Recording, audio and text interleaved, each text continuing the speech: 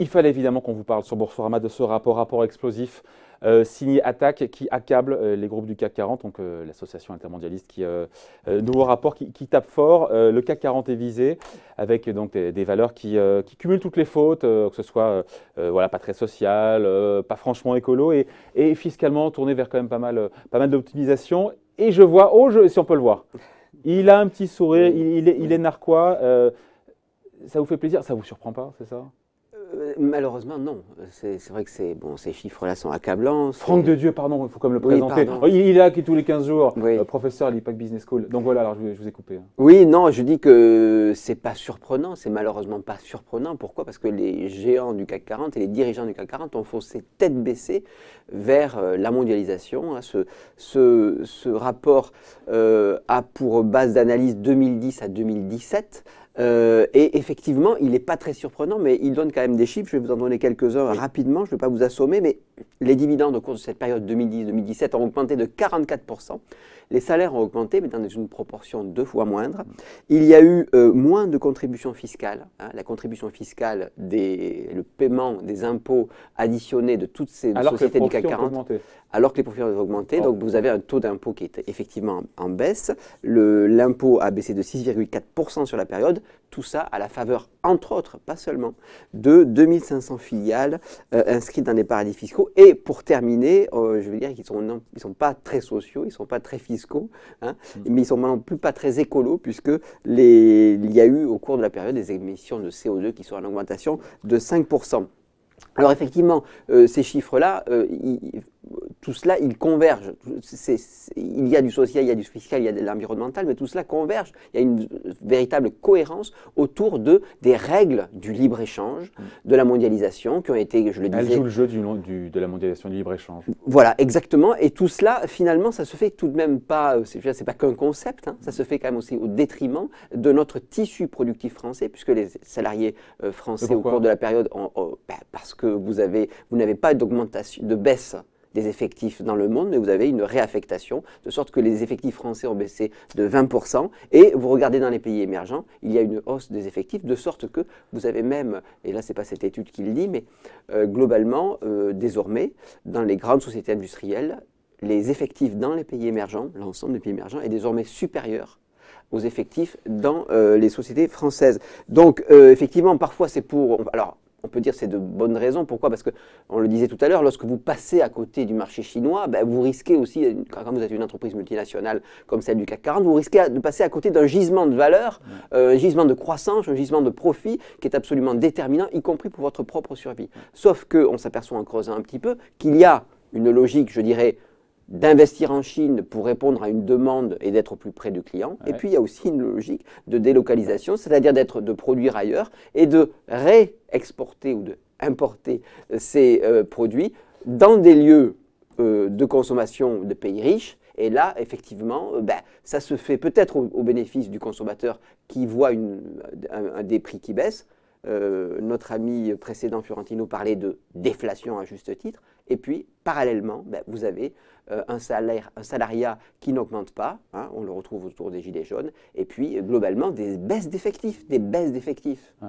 Alors, pardon, encore une fois, il va me dire d'être la voix d'une forme de pragmatisme, vous allez me traiter de cynique, mais si ces boîtes du CAC 40, si ces groupes du CAC 40 restent en France et exportent depuis la France leurs marchandises, si elles décident de ne pas verser des dividendes en hausse à leurs actionnaires, voilà, elles vont passer à côté de tout. Voilà, elles vont rester à quai, les trains vont passer. Vous avez raison. C'est-à-dire qu'effectivement, on peut, et cette posture qui consiste qu'à dénoncer et à ne pas voir véritablement le problème systémique, de l'appréhender de façon générale, et c'est ce que je crois, ce que fait Attaque à juste titre, si vous n'avez pas vous ne critiquez pas, je dirais, la racine, je dirais, de la mondialisation et du libre-échange, vous pourrez regretter la baisse des sociétés, des effectifs en France. Vous pourrez dire à Emmanuel Macron de faire un geste en faveur des Gilets jaunes. Je pense qu'on ne peut pas aujourd'hui à ce degré-là, alors que la question se pose avec la même acuité, le même contenu, je dirais les mêmes revendications un peu partout dans les pays occidentaux. On ne peut pas faire l'économie d'avoir une réflexion globale qui dépasse largement l'histoire du CAC 40 autour de la mondialisation, du libre-échange, et de se dire qu'au fond, cette mondialisation et ce libre-échange ont, je dirais, révélé l'inégalité essentielle, enfin je dirais, de nature entre des capitaux qui sont mobiles et qui peuvent faire de l'intimidation et des salariés qui sont sédentaires et qui, eux, je dirais, sont les grands perdants. À partir du moment où vous dites, ces deux, ils ne courent pas avec les mêmes à armes égales, ils sont dans des situations fort différentes par nature, et bien là vous avez un véritable problème. Et c'est pour ça que Emmanuel Macron peut, et il le fait aujourd'hui, exhorter les entreprises, les investisseurs, les patrons à investir en France, de choisir la France, etc., pour de bonnes raisons. Oui, il peut le faire, mais je veux dire, on ne peut pas maintenant, je dirais, ne pas se poser des questions plus fondamentales, plus structurelles. Mais il n'y a pas de plan B. C'est quoi le plan B? Alors, ça, on pourra en parler. Sortir de la mondialisation, mais c'est un truc, c'est un concept. Je veux dire, il y a un phénomène qui est une forme de démondialisation qui se produit par la gauche, qui se produit aussi par la droite. Quand même, David. Margaret Thatcher aurait dit Tina. Oui, ben voilà. There is no alternative. Oui, mais je dirais que qui a répondu There is alternative, hein, le no Tina, c'est quand même les peuples. Hein, parce qu'il ne faut pas quand même oublier cette donnée qui est à mon avis fondamentale et qui peut-être restera dans l'histoire comme quelque chose qui est absolument fondamental, c'est que la première puissance économique mondiale est protectionniste.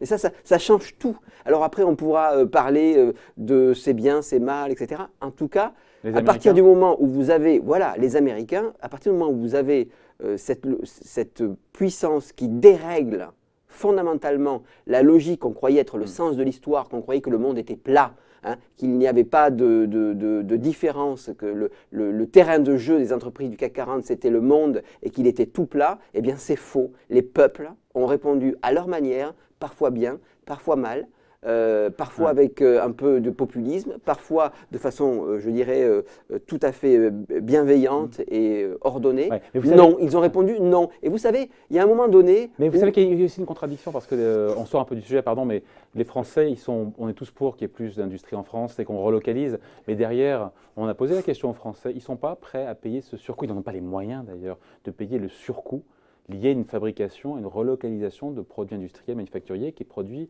dans des pays à bas coût. Vous le savez.